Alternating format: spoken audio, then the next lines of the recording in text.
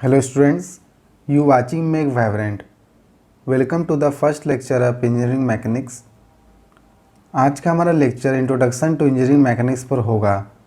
तो चलिए वीडियो को स्टार्ट करते हैं।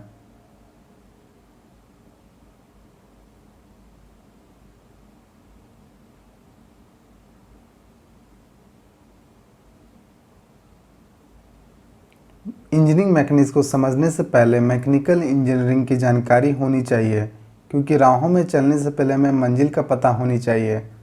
तो इसलिए स्टार्ट करते हमारा पहला topic mechanical engineering. Mechanical engineering is an engineering branch that combines engineering physics and mathematics principles with material science to design, analysis, manufacture and maintenance mechanical system.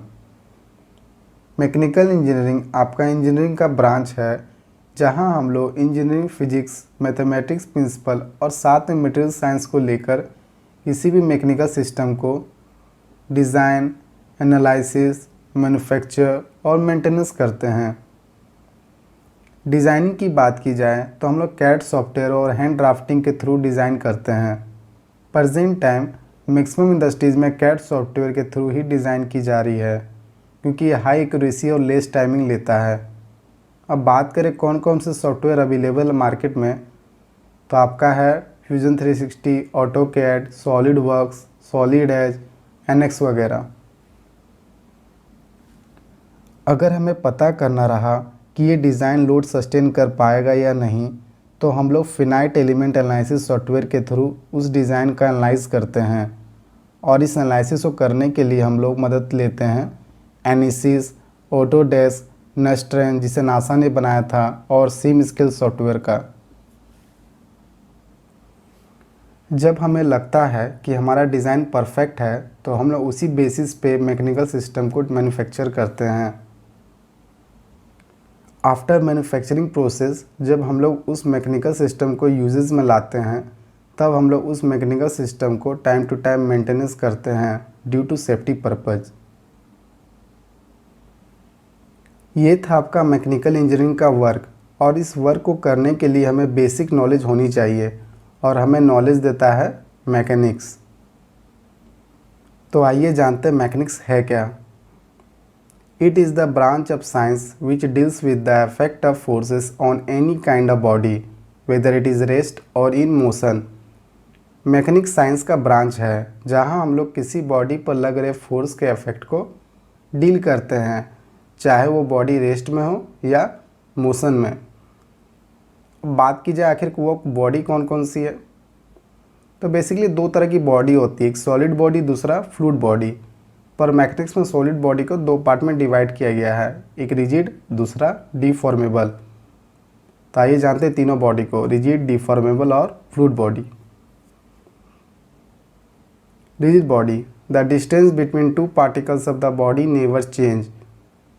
एक बॉडी आपका बहुत सारे पार्टिकल से मिलकर बना होता है, और रिजिड बॉडी आपका ऐसा बॉडी है जिस पर किसी प्रकार का फोर्स लगाने पर या टेम्परेचर चेंज करने पर उसके पार्टिकल का बीच का डिस्टेंस में किसी भी प्रकार का चेंजेस नहीं आएगा, जिसके कारण हम कह सकते हैं कि रिजिड बॉडी में फोर्स लगाने से उसके शेप और साइज में चेंजेस नहीं आएगा। तो जैसा कि हम फिगर को देख पा रहे हैं, एक रिजिड बॉडी है, इस पर दोनों साइड से हम फोर्स लगा रहे हैं, उस केस में शेप और साइज में चेंजेस नहीं आया। तो बात आता है कि क्या ऐसा बॉडी पॉसिबल है पूरे यूनिवर्स में, तो इसका आंसर है नहीं। तो आखिर क्यों स्टडी करते हैं हम रिजिड बॉडी को, तो बेसिकली हम इसे एजम्पशन पर्पज के लिए रखते हैं। तो बात आता है ऐसा कौन कौन सा बॉडी है जिसको एज्यूम करते हैं रिजिड बॉडी, तो ऐसा बॉडी जिस पर फोर्स लगाने के कारण बहुत मिनिमम चेंजेस आए या ना के बराबर चेंजेस आए, तो उस चेंजेस को नेगलेक्ट करते हैं और उस बॉडी को हम लोग रिजिड बॉडी मान लेते हैं। सपोज़ करिए पेन रखा हुआ है डेस्क पर, तो उस पेन को हमने उठाया सॉफ्टली, तो उस केस में क्या पेन का शेप और साइज में चेंजेस होगा, तो नहीं होगा। तो अगर नहीं होगा तो इससे हम लोग क्या मान लेंगे, पेन को रिजिड बॉडी मान लेंगे। सपोज़ करिए एक बॉक्स है, उसको हम पुश कर रहे हैं, पुश के दौरान बॉक्स हल्का सा दबा वो, ठीक है, और साथ में वो मोशन करने लगा पुश होने के कारण, तो जो हल्का सा दबा बॉक्स, तो उस दबने को हम लोग नेगलेक्ट करके चलेंगे, नहीं कुछ नहीं हुआ बॉक्स के साथ, और उस बॉक्स को हम रिजिड बॉडी मान लेंगे। अब चलते हैं दूसरे बॉडी की तरफ। Deformable body, a body that changes its shape and size while being acted upon by any kind of external force. ऐसा बॉडी इस पर एक्सटर्नल फोर्स सप्लाई कारण उसके शेप और साइज में चेंजेस हो जाए तो वो क्या कहलाएगा, डिफॉर्मेबल बॉडी कहलाएगा। ओके। थर्ड आता है फ्लूइड बॉडी, दो substance which are continuously deform under an applied external force.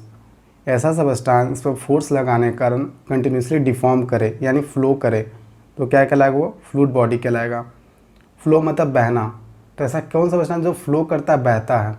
Okay, तो वो आपका हो गया लिक्विड और गैस। जैसे कि हम बोलते हैं ना हवा और पानी बहता है, ठीक है, उसी तरह लिक्विड और गैस। तो ये क्या कहलाएगा, आपका फ्लूइड बॉडी कहलाएगा। इन तीनों बॉडी को लेकर हम लोग मैकेनिक्स को 3 पार्ट में डिवाइड करते हैं। पहला हो गया आपका मैकेनिक्स ऑफ रिजिड बॉडी, दूसरा हो गया मैकेनिक्स ऑफ डिफॉर्मेबल बॉडीज़, और थर्ड हो गया आपका मैकेनिक्स ऑफ फ्लूइड्स। तो मैकेनिक्स ऑफ रिजिड बॉडी को हम लोग इंजीनियरिंग मैकेनिक्स में स्टडी करते हैं, मैकेनिक्स ऑफ डिफॉर्मेबल बॉडीज़ को स्ट्रेंथ ऑफ मटेरियल में, और मैकेनिक्स ऑफ फ्लूइड बॉडी को फ्लूइड मैकेनिक्स में। तो आइए देखते हैं इंजीनियरिंग मैकेनिक्स के डिफिनेशन को। तो इसे जानने से पहले, इंजीनियरिंग मैकेनिक्स के डिफिनेशन को जानने से पहले हम लोग ये जानते हैं कि रिजिड बॉडी पर फोर्स लगने के कारण क्या इफेक्ट पड़ सकता है। तो देखिए, अगर रिजिड बॉडी है, इस पर फोर्स लगा रहे तो उसका शेप और साइज में चेंजेस तो नहीं होगा, पर वो मोशन कर सकता है। क्लियर? तो देखते हैं डिफिनेशन को। It is the branch of science which deals with the effect of forces on rigid body whether it is rest और इन मोशन। इंजीनियरिंग मैकेनिक्स आपका साइंस का ब्रांच है जहां हम लोग रिजिड बॉडी पर लग रहे फोर्स के इफेक्ट को डील करते हैं, चाहे वो रिजिड बॉडी रेस्ट में हो या मोशन में।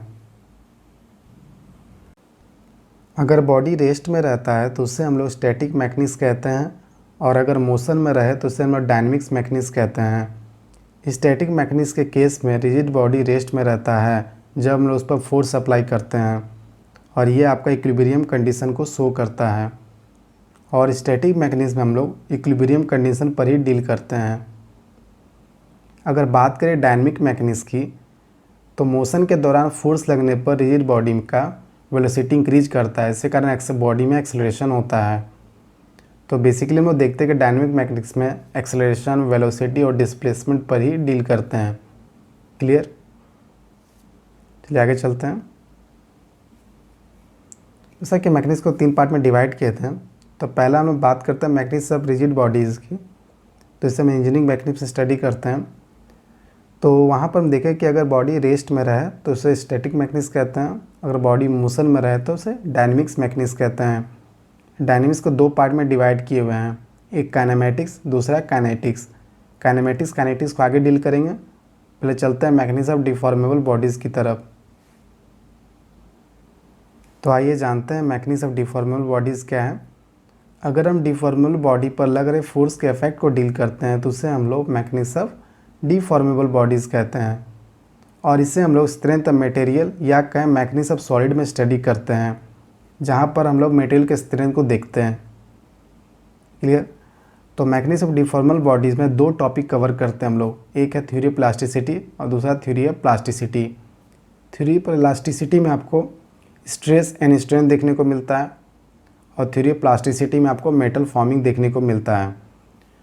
और इसे अगर वास्ट में पढ़ना है, ठीक है, तो इसे प्रोडक्शन में देखने को मिलता है हमारा मेटल फॉर्मिंग। क्लियर? अब चलते हैं मैकेनिक्स ऑफ फ्लूइड बॉडी की तरफ। अगर हम फ्लूइड बॉडी पर लग रहे फोर्स के इफेक्ट को डील करते हैं तो उसे हम लोग मैकेनिक्स ऑफ फ्लूइड बॉडी कहते हैं।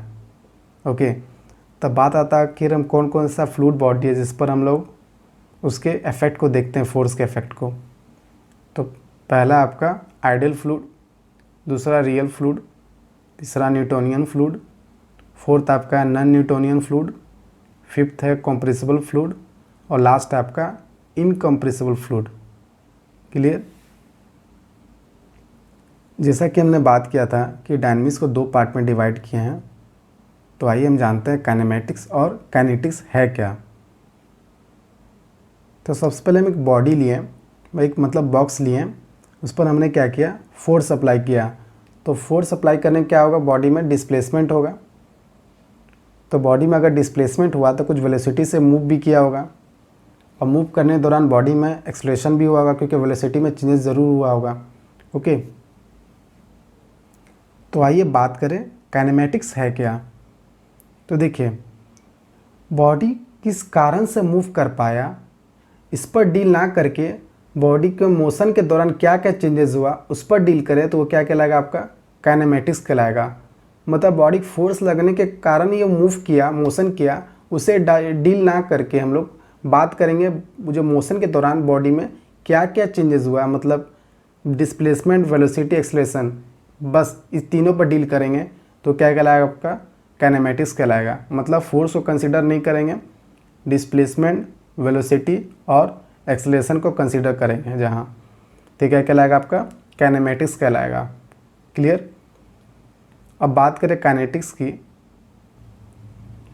तो बॉडी किसके कारण मोशन किया और बॉडी मोशन के दौरान क्या क्या चेंजेस हुआ, ये दोनों पर डील करते हैं तो उसे क्या कहलाता है, काइनेटिक्स कहते हैं। ओके, तो काइनेटिक्स में बेसिकली हम लोग फोर्स को भी कंसिडर करते हैं, डिस्प्लेसमेंट को भी, वेलोसिटी को भी और एक्सेलरेशन को भी। क्लियर। तो बस आज के लेक्चर में इतना ही। अगर आपको वीडियो में कुछ भी सीखने को मिला हो तो हमारे वीडियो को लाइक कर दीजिएगा और चैनल को सब्सक्राइब कर दीजिएगा और शेयर भी कर दीजिएगा। वीडियो को पूरा देखने के लिए बहुत बहुत धन्यवाद।